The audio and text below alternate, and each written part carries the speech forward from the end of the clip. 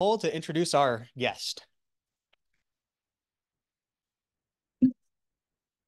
So if you haven't had the pleasure to see Robbyn at our March conference last year or at our Women in Safety event last year, let me tell you a little bit about Robbyn. So Robbyn Scribner is a women's labor force expert consultant and career coach. She's the co-founder of Tech Moms, which aids women in transitioning into the tech industry. She is a prolific researcher she's a prolific researcher and writer on women's issues with over 50 publications addressing topics such as gender, wage gap, and workplace flexibility. She's holding degrees from Brigham Young University. Robbyn specializes in women work-life integration, advocating for solutions to advance women's professional well-being. And we are delighted to have her back to discuss DEI, what the heck is going on in 2024. So please welcome Robbyn Scribner. Thank you. Utah Safety Council, you guys have a ton of stuff going on. That's amazing. Hi, Camera, great to see you. What a wonderful service you're providing and a way for all these companies to connect. I don't know a lot about safety. This is the third time I've come to speak to y'all, so hopefully I'm learning about safety. I know there are a lot of courses I can take, which is super exciting. So Nicole reached out and told me this was the topic that you wanted to discuss. And I was like, are you sure? Do we want to talk about something else? I don't know how many of you feel a little bit uncertain when you hear the words diversity, equity, and inclusion. It has become a really polarized term. There is a lot of animosity, not just in the state of Utah, but across the country surrounding DEI and what it means and what it can look like. And so I hope today, I just want to tell y'all, I am not a rabble rouser. I am like a peacemaker. I'm a huge people pleaser. I always want everyone to love me. So don't worry, I'm not going to make anybody mad. I'm going to try not to make anybody mad today. But I do think this is a great opportunity for us to have a discussion, kind of look at the context and history of these types of movements and initiatives and programs that a lot of organizations have been implementing in their companies, both across Utah and across the country, and then why there's been some pushback against it, and what we can do in order to interact with these issues and really create opportunities for ourselves and our teams and our companies to be really successful. That's my goal for all of us. So before we get started on that, so I hope you like my title. I wanted to keep it light. I know this can be a heavy topic, but really, I'm sure a lot of us have asked ourselves this question. I know that I certainly have. And just for full disclosure, Nicole just read you my bio. You probably know, like, I work in this space, right? I was going to come in under the radar and be like, what's going on? Well, I work with women, like I work in women's initiatives. And so this is something that I'm thinking about and dealing with all the time. But again, I'm an includer by nature. Like, I don't want anybody to feel like because she's doing this work, she has nothing to say to me or I have nothing to say to her. So, before I get started, I wanted to tell everybody a little bit about Tech Moms, the organization that I co-founded with a couple of my partners up here. We are a nonprofit that does workforce development specifically for women. Most of our programs and everything we do is open to everybody, but we do focus on the specific workforce needs that a lot of women have, especially those who are returning to the workforce after a break. That's my personal passion. I took a 15-year career break myself to raise my 6 horrible children. I've still got 3 of them at home, but we're working on it. One of them is getting kicked out in a couple months. So anyway, we know that women have different challenges as they're navigating their careers. And so we founded Tech Moms to help them overcome some of those challenges. In addition to Tech Moms, I've got some other things down here. As Nicole mentioned, I've done a lot of research and writing. The allyship presentation that I gave last year was based on a research project that I did several years ago as part of the Utah Women in Leadership Project. I know a little bit about everything that has to do with women. And then I know a lot about workforce development. So that's my area of depth, but I have a lot of breadth because of that former research job that I did. And just a little bit more about Tech Moms and the work that we do. We offer training programs. We teach women how to code, which is really fun. I don't know how to code, so I'm obviously not the one teaching the class. By the time my women have been in class for 2 hours, they know more than I do about coding. But we teach them how to code, and we do a lot of career exploration. I know that safety is not necessarily, I was looking at all those courses, and I'm like, I wonder how many of these different industry specialties and areas we're working with are quite heavily male dominated. I'm guessing a lot of them, although I'm sure that this is changing and has been changing rapidly over the last couple of decades and will continue to change. We'll talk more about that. One of the things that we do in that career exploration is we help women understand that there are a wide variety of careers open to them, and that they should kind of open their minds a little bit about what their careers could be. And hopefully some of them will find some great careers in safety. We know that you have a lot of amazing careers with the work that you do. We also help, and this will come into play a little bit more as we're talking about the DEI issues that we're going to discuss in a minute.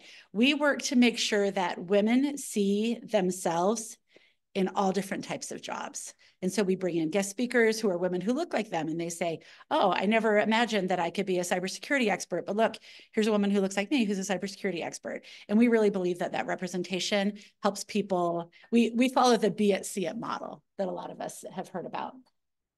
The most important thing that we do, and so why is it coming in the middle of the list? It should have been at the beginning or at the end, but the most important thing we do at Tech Moms is provide a really strong community of support for everybody. And that's not just for women. We have tons of networking events and different things like that everybody is invited to. But we have heard from most of the people that engage with us that that is the game changer for them. A lot of people who are moving into a new industry or coming back to work after a break do really lack a professional network. And so being part of this really strong community makes all the difference as they're moving forward in their careers. And then I'll just let you look at the rest of those for a minute. We just launched last month a cybersecurity training program. We've got 30 women in the class. They are training to receive their A+, Network+, and Security Plus certifications through CompTIA. So we're talking about safety. You guys are in safety all the time, but we know that digital safety is also a huge issue. And so we're really, really excited to be training people in these hard to fill jobs that are quite technical and quite specialized, but are in super, super high demand. So that's something that we're really excited about right now. All right. And I want to make a disclaimer. I am not a DEI expert, even though I've worked in this space for the last 10 years. I'm not a consultant on DEI. And so I'm not coming in here with a specific agenda. I'm not trying to convince anyone of anything, but I'm hoping to lead a conversation and really explore some issues so that we all come away a little more educated, a little more open-minded, and interested in learning on how, again, we can create stronger teams and stronger organizations. So first of all, as we're getting started, I wanted to define just the terms diversity, equity, and inclusion. There is actually a lot of disagreement even about what these terms mean. Some people will hear DEI and go, oh, that's a super liberal initiative with an agenda to not give white men any jobs ever again. You know, like people could see it at a very far, a very negative perspective. And others can say, oh, that's just the way we talk and get along with everybody else, right? And the way we define these terms can really color our thinking and perspective on this issue as we're talking about it.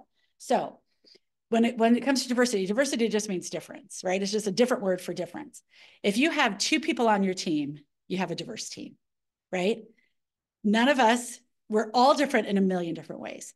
But when we're talking about diversity in this context, we're usually talking about a protected class, right? So what are some examples of protected classes that we think about? When you hear diversity, what do you guys think of? Gender, okay? That is a huge aspect of what a lot of people mean with DEI, and that's what I've been working in the last 10 years. What else? Culture, good. Nationalities. Sexual orientation. And related to that, gender identity. You guys hinted around it, but race is one of the, usually most people think race very first, right? And maybe that's what you said. Race and ethnicity. My husband asked me last night, I don't understand race versus ethnicity. And he was tired. And I tried to explain it to him, my understanding, which isn't, the expert or anything. But and I said it like 4 times. I was like, this and this. And he's like, I don't get it. My brain can't do it. But they're separate, 2 separate things, race and ethnicity. A couple others that we haven't mentioned yet that are also part of these protected classes. How about disability, right? And disability means something more expansive than maybe we thought it did 15 years ago, right? I think traditionally disability has meant, is someone visually impaired? Are they in a wheelchair? Are there different things going on? But disability expands to mental disabilities as well, mental health issues. I read a lot about people talking about neurodiversity, right? Do you have people on your team who have autism or ADHD or different things? That means that they work in a different way, okay? How about veteran status? That's something that a lot of diversity programs cover, right? And that may seem a little strange, but actually veterans here in our country have some life experiences that are dramatically different than people who haven't served. And there are things to consider in the way their careers have been able to progress, the kind of trauma that they have likely experienced and the things that they've gone through. And so that's another one of these classes. So lots of different things. And so I think a lot of times when people are pushing back against diversity, they're thinking, oh, it just means I'm never going to give another white man a job, right? But actually, diversity means a ton of different things. And if we want to have strong teams and companies where we are able to reach a broad range of customers, it is to our benefit to have a broad range of employees on our teams who understand the needs, perspectives, beliefs, attitudes, whatever, of those customers, maybe who have some of the same experiences. Okay, equity. Equity is focused on fairness and justice, okay? And I think probably equity is the most controversial of these three terms, right? Especially right now. Equity is not the same as equality, okay? We don't treat, the ideals of equity is not that we treat everyone exactly the same. We treat everyone according to what they need. And then I think this is why a lot of people have a problem with this. Because if we look at two candidates, we say, I wanted to treat them equally, or two coworkers, right? Two colleagues that we have already working for us. I'm going to give them both exactly the same things. I'm going to treat them both exactly the same way. That may bring an outcome of great success for one of those coworkers and not at all success for the other one, right? But if we came in with a lens of equity and said, I'm going to give both of these teammates what they need in order to be successful, you might treat them unequally, but then they're both going to have success, which could bring the company success, right? So I just read Governor Cox's letter on DEI. It's 5,000 words. It's this nice long letter. Did anybody else read it? Okay, yeah. It was really interesting. One of the things that he talked about, he pushed back a lot. I love Governor Cox. I'm going to say that for the record. I love him. I think he's wonderful. This is, again, a controversial and tough topic. But one of the things he pushed back against a lot was he said, equality is giving equal opportunity. Equity is trying to enforce equal outcomes. And he was pushing back against that, right? So again, I just am laying the groundwork. But there are some different perspectives on this one. I think this is maybe the most controversial one. And the third one is inclusion, creating an environment where everyone feels valued, respected, and heard. Sounds pretty great, right? It's hard to think like, I hate that idea. I only want half of us to feel valued, respected, or heard. Like none of us really, I don't think any of us really feels that way. But sometimes when we get into this mindset of scarcity, like if we're doing some things to support other team members and I'm not part of that team that's getting supported, well, then I'm missing out and I'm not going to have what I need. And so I just want to kind of paint the picture of how people might be feeling uncomfortable with this. And inclusion is not just representation. We don't just have a team with people from a bunch of different backgrounds on it, but that everybody really has a voice and everybody is respected and heard and seen. Okay, so really briefly, and someone's got to help me keep an eye on the time. Who's going to do that? You're going to do that. Okay. Because as you might imagine, I can talk forever. So keep me honest here with my timing. So I'm not going back to the history of time, to the dawn of time of DEI initiatives across the United States, but I'm just going to go back like 5 years. Well, maybe 20 years. So let's say, I'm not in detail, but like, let's say the 15 years leading up to 2020. 2020 was a watershed year for a lot of reasons, right? But maybe the 15 years before that, when I started working in this space, lots of growth in the philosophy behind and the foundation of DEI initiatives across the country, right? More and more people recognizing, hey, we have a lot more people coming into our office and working in our company that have different backgrounds and life experiences than we do. How do we work this out?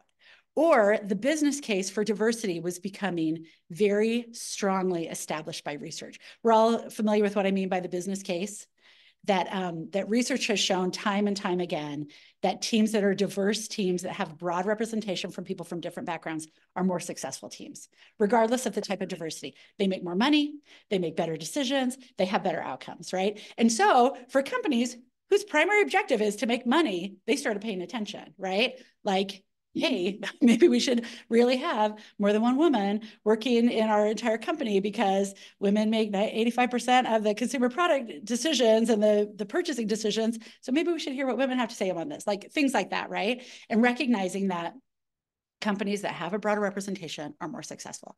Teams that have this are more successful. So that was becoming a very prominent kind of story in the corporate world. And so more and more organizations were putting an emphasis on DEI. And other people were just saying, I don't care if the business case is there. It's just the right thing to do, right? Younger generations care a lot more. They talk a lot more about DEI, and they seem to care a lot more about DEI than people of my generation and of baby boomers, right? I don't know if you guys know a lot of Gen Zers. Are some of you Gen Zers? No. Maybe? I'm like trying to guess how old you are, but looking at you. We're going to talk about unconscious bias later, right? That's what I was just doing right there. I have 6 Gen Z kids. Gen Z kids care about this stuff, right? Like it is a huge deal. And many of them have said, and they say everything publicly because no Gen Zer just has a private conversation. Everything is said on their TikTok or whatever, that like, I would only work for a company that shared my values. Right. And so I'm gonna look out for organizations that are making these diversity statements and putting up a pride flag on their company doors during June or doing different things. Right. And so it was becoming an increasingly large part of the general discourse around workplace policies. So in 2020, the world blew up, as we all know. Right. And so in the midst of a pandemic, there were also extreme racial tensions across the United States, and I'm guessing all over the world. And DEI just came to a head, right? And every company was put in a position, I actually need to make a statement about this, right? Like I need to get out here and make these policies very public or else no Gen Zers are gonna come work with me, right? But also even just the conversation was so rampant and widespread everywhere that you couldn't just ignore it. You couldn't just say, well, we're just a company that makes widgets, and so we're just gonna focus our widgets and not worry about what's going on in the rest of the world. It kind of became impossible to do that. So the growth of DEI offices and officers and trainings and consultings and all of this just exploded all across the country, right? So that's kind of what was happening over those few critical years. And then over the next couple of years, so I was trying to find a pendulum. I was trying to find a clock. And I only use free clip art. And so I couldn't find it. I never pay for my stock photos. They're all legal. These are free stock photos that anyone can use. I'm not breaking any laws.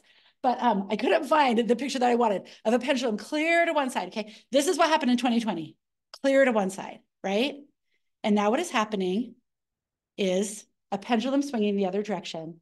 And there is a strong backlash against DEI in a lot of places. So looking specifically at Utah, there has been, and other conservative states across the country, there has been a lot of pushback. Just this past legislative session, our Utah State Legislature passed a law that prohibits DEI offices, trainings, terminology, all those things in public institutions of higher education and all state agencies and offices, right? So that's a big deal. That this is something that had been strong in a lot of higher ed. Higher ed has a reputation of being more progressive than other institutions, and this was a response to that, right? So our pendulum is going back and forth, back and forth. But this isn't just happening in Utah, it's happening across the country. There have been Supreme Court decisions that have overturned kind of DEI practices that have been going on for decades and decades with the affirmative action reaction to what is happening in higher ed, other things like that. So we're kind of, as a nation, we're all over the place, right? And I would love to, I'm not going to ask for hands in here, but I would just love to have each of you kind of reflecting on how this has affected you as an individual in your experiences at your workplaces, in your experiences with your friends and family, because this is part of a broader, DEI is right in the center of the culture wars in the United States, right? So we have a very polarized nation and a lot of perspectives saying the other side, people who don't believe with me are like not only dead wrong, but they're actually really bad people, which makes it hard for us to come together in teams and in our workplaces and say, how are we going to work together and be successful? And so in this context of a pendulum swinging back and forth and some combative rhinos, like just getting after it, going head to head. What does this mean for us as we are like good-hearted, well-meaning people, which I believe almost all people are, even the ones who are going head to head at it, right? I believe almost all people are good-hearted, well-meaning people. But we are in the midst of some external forces that make it hard to have conversations about some of these difficult and controversial topics. So, any questions so far about just kind of laying that groundwork and context about this? It's not a question, but I feel like lately it's hard to disagree, and it's healthy to disagree. Yeah. Like I find it like very interesting when someone disagrees with me because you learn from that perspective. Same, vice versa. Sometimes like they learn from my perspective, but it doesn't mean that we have to, like you say, like feel like this all the time. And I feel like different external aspect, like you mentioned, is divided as a society. And that's what making us just to kind of like be against each other. Yes. Thank you so much for that context, for that comment. It is really hard to disagree. And in many places, we do feel like we're pitting against each other. And I love what you said. It is healthy to disagree because that is how we learn. And that is how we grow. And something I hope we have time to mention a little bit later, but I'll just touch on it right now. Governor Cox has an initiative called Disagree Better. And he's combined with other national leaders to say what's going on in our political landscape across the country is dysfunctional. We're not able to get things done. So instead of being in this gridlock of partisanship and everything like that, let's find ways to disagree better. And I love that idea because if we don't talk about things, we don't learn and grow. But if we only fight and don't listen, we also don't learn and grow. And so I love that idea that we need to disagree and we have to find a way to do it better.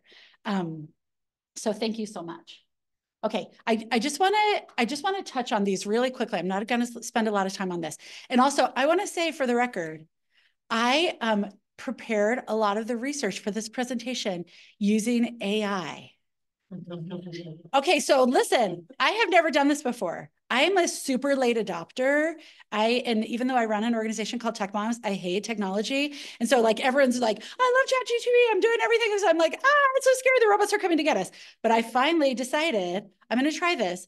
And it is literally amazing for research purposes. Like I typed in, I said, could you please tell me, because someone taught me, when the robots do all come for us, they will remember who acts nicely.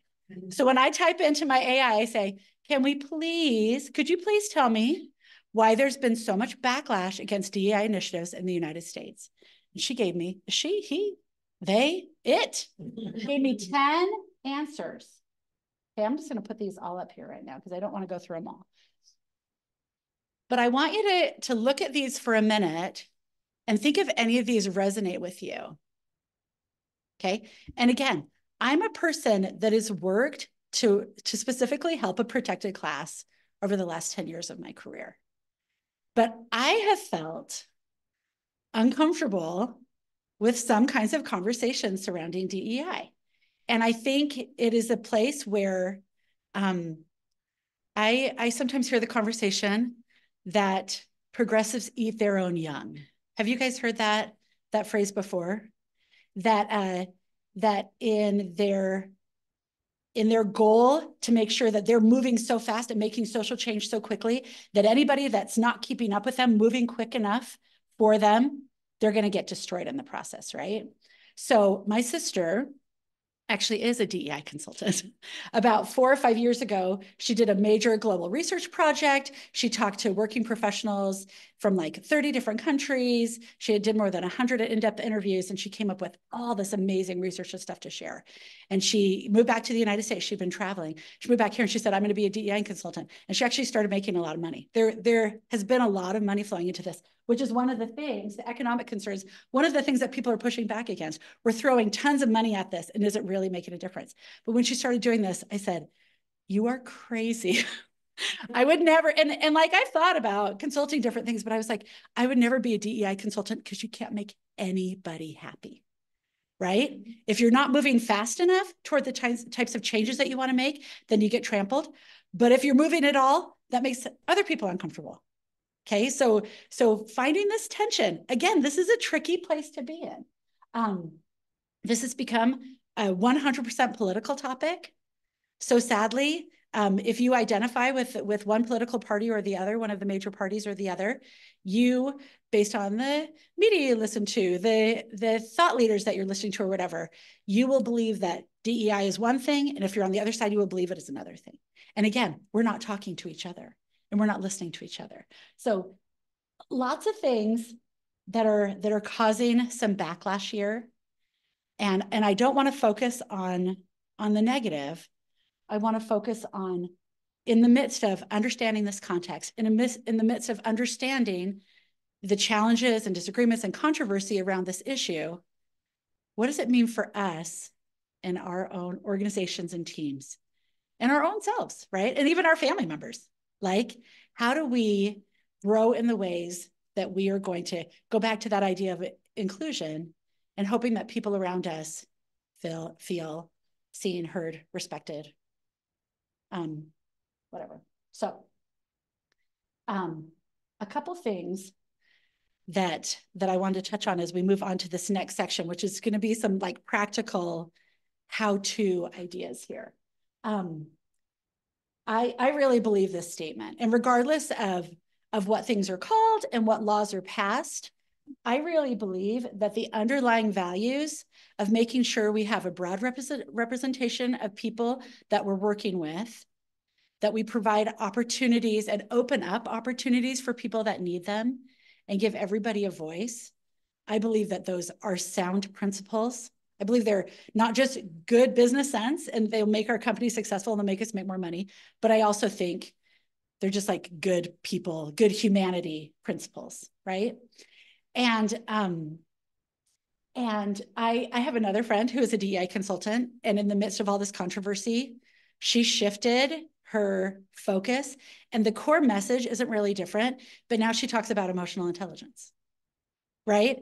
That really the core principles of, if this is practiced the way that it should be practiced, in my opinion, it's really just principles of emotional intelligence, which are communication skills, conflict resolution skills, listening skills, all these other things, which are becoming, we were talking about AI a minute ago. As AI continues to expand in the things that it can do, the things that it can't do will become increasingly critical for actual humans, right? Because if we're turning over to the robots to build the tools and write the PowerPoint presentations and do all the other things, our ability to listen to each other, to understand each other, to resolve conflicts, things that machines cannot do, those will be the most important things that we can do. And so understanding how to implement and follow these core principles will be more and more important for us.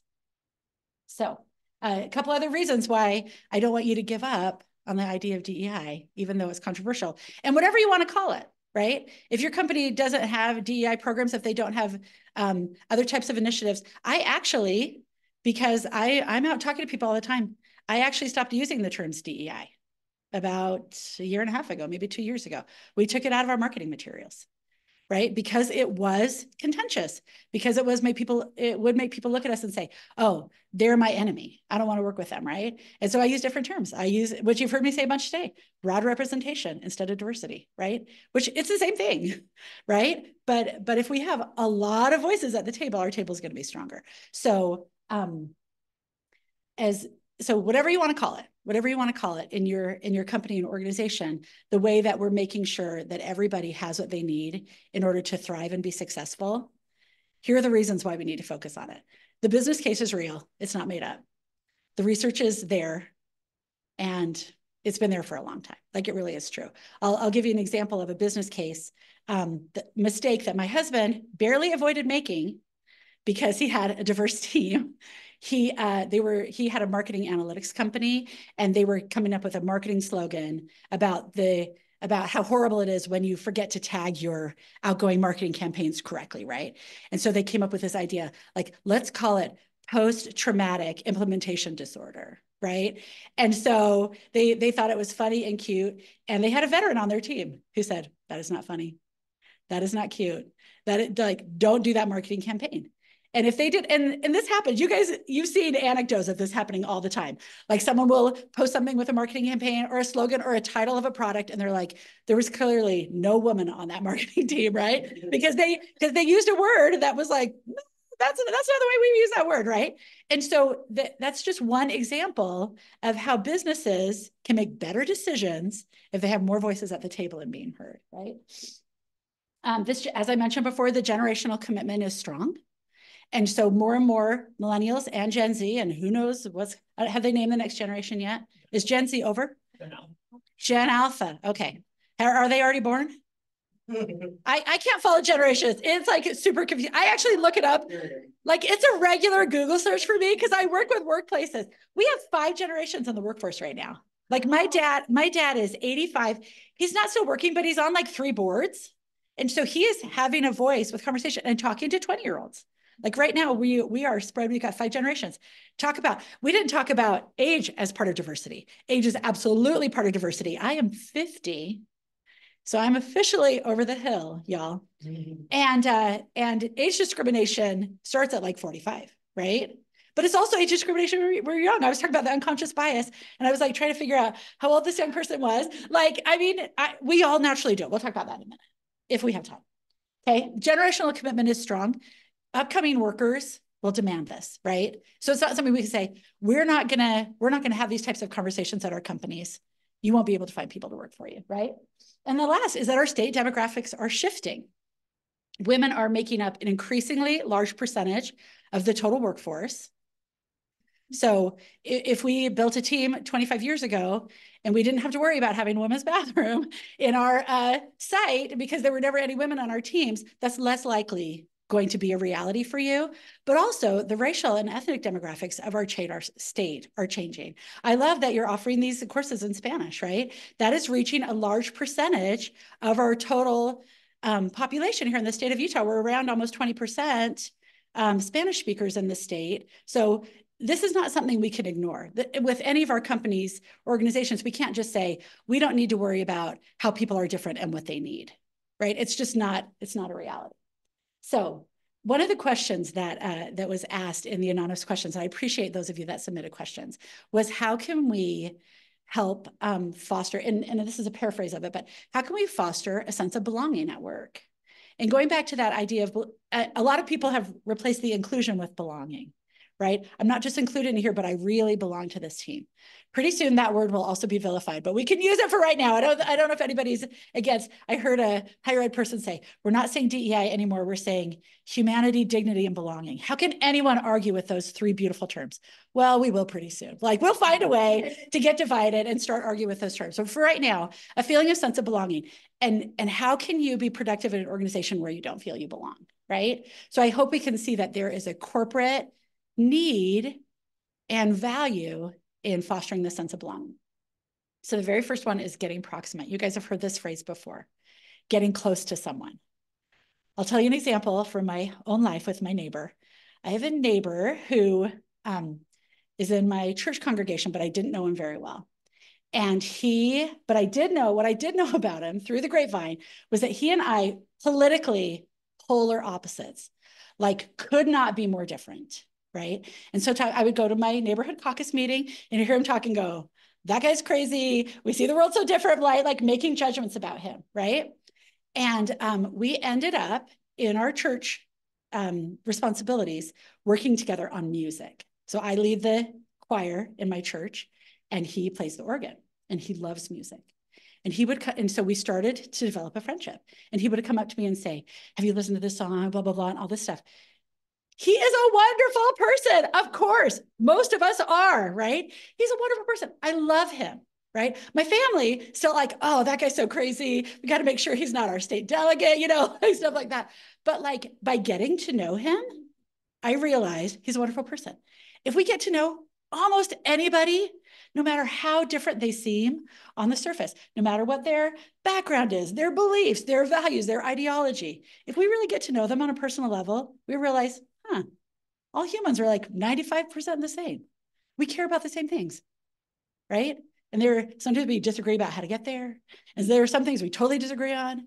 But for the most part, like we're all just people, right? So one of the things that makes it so difficult to get proximate is what I was talking about before with our social media presence, is that we are out there and think we are known before we ever have a chance to be known. So my son, about 5 years ago, was in a play, and he was like 20 years old, and there were a couple of adults, old people like me in the play. And he became super, super good friends with them. And after about a month, when you're doing theater, you get to be friends really, really fast because you're together all the time. About a month later, he connected with them on Facebook. And he said, if I ever would have seen their Facebook post before I got to know them, I never would have become their friends. Because they were sharing things that he didn't believe in, they thought were terrible. And I'm like, aren't you glad that you weren't Facebook friends with them? So I think we should have a new rule that you can't become friends with anyone on social media until you've known them in real life for 6 months. And then you get to have a chance to actually know who they are as people. And then you're like, oh, and then you've got some kind of out there social ideas or whatever, right? So getting proximate is huge. And making sure that we find ways to do this will help us with, so teammates, like in your organizations, in your companies, if you're looking at someone and like, that guy, his vibe, you know, I just don't feel like he's really a guy that I'd be friends with, try working on a team with him. And you might find out, and you might hate him. Like we all have personalities, like, you know, some people you just don't like because personality wise, but chances are you won't think he's literally a horrible person, right? Okay, disagree better. Thank you so much for bringing this up. I would encourage anybody to go look up Governor Cox's initiative on disagreeing better. There are lots of different pieces to it, but it is really absolutely essential because disagreement is the only way we solve problems. Right? If we're in a team and we've got a problem to solve and everybody says there's only one way to do it, but there are 3 people staying quiet, we're missing out on the best solution, right? Assuming positive intent. I know that this is hard, and there are people for whom this is impossible, right? If they've been beaten down so many times that they're like, I can't be generous anymore with my emotions, I'm going to leave the need for those people to do that. But if we're like doing okay, you can give people the benefit of the doubt. Right? And if someone says something stupid, go, I don't know that they actually knew what they were saying, or I'm not sure they actually meant that kind of crappy thing they said. Or maybe they didn't realize it was crappy. And so I can go to them in private conversation and say, just so you know, that thing that you said, it was actually kind of made me feel bad. So, I mean, those are hard conversations to have. I hate conflict. I hate to do those, but I found ways to do those because I know that those are going to strengthen our relationships. Getting curious. This goes along with active listening. My sisters talk about the fact my sisters are older than me and they've got older kids. So they're like having all these conflicts with their kids. And they said, I have learned that the only way to come to a true conversation with my kid is to go into the conversation open to the idea that I might change my mind. Because how often do we do that? Even if we say like, I'm having a totally open conversation with someone, like I'm going to be really chill and listen. Do we ever go in believing that we might be wrong? And that we might have something to learn? We almost never do. We go in, we listen, we have a conversation to convince. We listen to change their mind, not to learn. So getting curious, listening to learn and saying, I might actually be wrong. And you might bring me around on this, right? It's super powerful. And what a great way to build trust and actually to have better outcomes, right? Because actually we might be wrong. I'm almost never wrong, but sometimes I'm wrong, right? And that's probably true for all of us. Okay, and the last one is just to be brave. And again, as a person who doesn't like conflict, it's really hard for me. When someone says something problematic, I want to just go, oh, they're such a jerk, right? But the better move for me is to say in a one-on-one, that was hard for me what you said. Let me tell you why. And I'd love to hear what you meant by that, what you were trying to what you were trying to say and what you were trying to communicate. So some different ideas here. And again, these really come back. If we don't want to use the terms DEI, which I understand they are politically charged, these are emotional intelligence skills, okay? These are all ways to say, let's make sure that everybody has what they need in order to be successful on my team and my company, right? This is one of my favorite quotes. I've been using this quote for a long, long time. I mentioned the scarcity mindset at the beginning, which I think is really at the root of a lot of the anti-DEI movement, is if you help this group, it's going to hurt me, right? And on a personal level, I feel like that's sometimes true. There really is only one job. And if it goes to this person, it doesn't go to this person. But when we're looking at the broader picture, I am a true believer in an abundance mindset. And as we grow more successful teams, we make more money, and then we have more jobs, right? And we have better opportunities. We have more partnerships. We have all these good things that come from making sure that everybody has a voice that's heard, that we're making better decisions, and we're moving along. So thee lift me, and I lift thee, and we'll ascend together. And I hope that as we're thinking about this today and what we can do in our own interactions that we're having with team members or colleagues or bosses or direct reports or whatever, that we think about this mindset of what could I do in this moment that's going to help us both rise. And I used every single second of my time. So I don't have any time for Q&A, but hopefully I read over the questions at the beginning.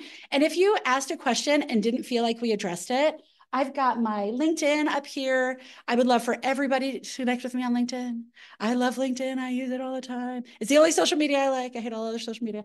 But anyway, please connect with me. I made my AI disclaimer down at the bottom, so you know I was using AI. So you know I'm not fully a robot. I'm only part robot up here.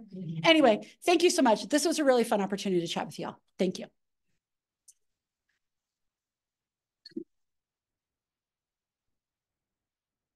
Should I just go sit down? You're not going to give me like an award or something. No. So again, I just want to thank Robbyn. I mean, that was very insightful and just breaking it down.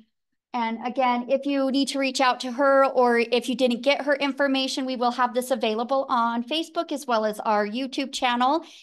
But you can always reach out to us and we can pass your information along to her so that she can reach out to you. Just a couple of things that are the next Start with Safety is going to be Distracted Driving Awareness Month is April. So we're going to have Mark Thompson come in and do a presentation on that. That will be available in a hybrid model as well. You can come to the office here or you can view that on Webbase. That is available on our website now for registration. So registration is open. And again, I just want to thank you, Robbyn, and wish everybody a safe and happy weekend.